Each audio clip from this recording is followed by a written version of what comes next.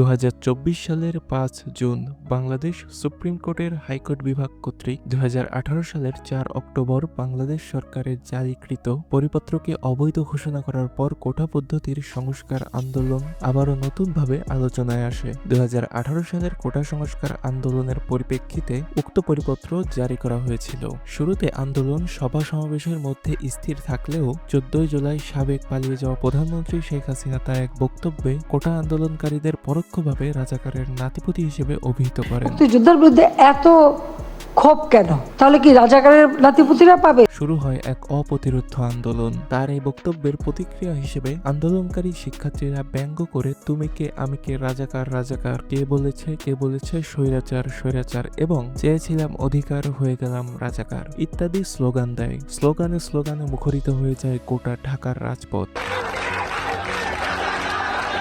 শুধু যে রাজধানী ঢাকা তা কিন্তু নয়, বাংলাদেশের প্রায় প্রত্যেকটা বিভাগীয় শহর, জেলা, এমনকি থানা উপজেলা পর্যন্ত দুর্বার আন্দোলন গড়ে ওঠে। 15 জুলাই আওয়ামী লীগ ও সরকারের বিভিন্ন কর্মকর্তা প্রধানমন্ত্রী আন্দোলনকারী শিক্ষার্থীদের বিরুদ্ধে মুক্তিযুদ্ধের চেতনা নষ্ট করার অভিযোগ আনেন। একই দিন দেশের বিভিন্ন স্থানে নিষিদ্ধ ক্ষমতাসীন দল আওয়ামী লীগ ও তার ছাত্র সংগঠন ছাত্রলীগ, স্বেচ্ছাসেবক লীগ ইত্যাদি আওয়ামীপন্থী রাজনৈতিক দলের নেতৃত্বে শিক্ষার্থী ও আন্দোলনকারীদের উপর রড, লাঠি, স্টিক, রামদা, অগ্নিসংযোগ ও গুলিবর্ষণ করে। একই সাথে নিষিদ্ধ আওয়ামী লীগের মদতকৃত পোষা পুলিশ বাহিনী নিরীহ শিক্ষার্থীদের উপর লাঠিচার্জ করে, রাবার বুলেট দিয়ে হামলা চালায়। পরবর্তীতে তাদের প্রতিহত করতে আন্দোলনকারী শিক্ষার্থীরা তাদের দিকে ইটের টুকরা ছুড়লে উভয় পক্ষের ভেতরে একটা সংঘাত বেঁধে যায়। এসব হামলার কারণে 16 জুলাই থেকে আন্দোলন তীব্র থেকে আরো তীব্রতর হয়। 16 জুলাই বেগম রোকেয়া বিশ্ববিদ্যালয়ে আবু সাইদ পুলিশের গুলিতে নিহত হলে আন্দোলন অগ্নিশিখার মতো ছড়িয়ে পড়ে পুরো দেশে। আনাচে কানাচে সবার মুখে তখন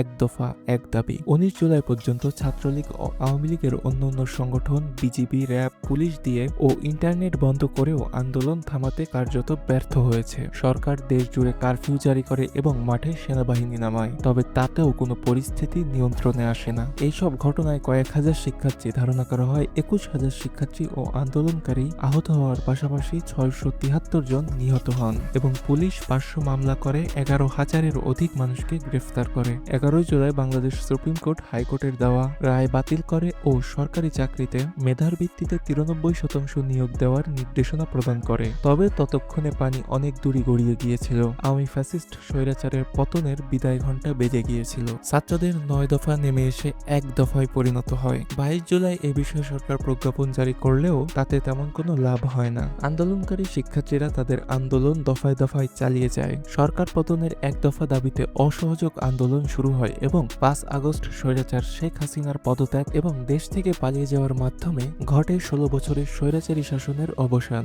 আন্দোলন তার চূড়ান্ত পরিণতি পায়। মানুষ যেন তার বাক স্বাধীনতা ফিরে পায়। গোটা দেশ জুড়ে চলে মিষ্টি বিতরণ, সেই সাথে সাথে আনন্দ মিছিল, বিজয় মিছিল। এ আন্দোলন শুধুমাত্র ছাত্রদের আন্দোলন ছিল না কিংবা কোনো গোষ্ঠী, কোনো দলের আন্দোলন ছিল না। এটা ছিল বাংলাদেশের সর্বস্তরের স্বৈরাচার বিরোধী আন্দোলন। এ আন্দোলন ছিল বাংলাদেশের সাধারণ মানুষের অধিকার আদায়ের আন্দোলন। যে স্বৈরাচারী প্রেতাত্মা আমাদের উপর দীর্ঘ 16 বছর ধরে ভর করেছিল, সেই প্রেতাত্মার অবসান। এরপরে এক অগোছালো নতুন বাংলাদেশের হাল ধরে আন্তর্জাতিক ব্যক্তিত্ব সম্পন্ন নোবেল বিজয়ী professor doctor Mohammad Yunus sir. তবে বাংলাদেশের কিছু দল, কিছু জাতি, কিছু গোষ্ঠীর বর্তমান অবস্থার কারণে এই আন্দোলন ব্যাহত হয়ে যেতে পারে। তাই আমাদের উচিত একটি নতুন বাংলাদেশ গড়ার লক্ষ্যে যার যার স্থান থেকে সচেতন হওয়া এবং বর্তমান গভর্নমেন্টকে সহযোগিতা করা, যাতে আগামীতে কোনো নব্য স্বৈরাচার এদেশের ঘাড়ে ভর করতে না পারে। সেই সাথে সাথে বাংলাদেশের জুলাই অভ্যুত্থান এবং নতুন স্বাধীনতার মূল কারিগর যারা এই আন্দোলনে শহীদ হয়েছিল তাদের প্রতি গভীর শ্রদ্ধা নিবেদন করে মিস্টেরিয়াস এসএমএস এর আজকের এপিসোড এখানেই শেষ করতেছি। আল্লাহ হাফেজ।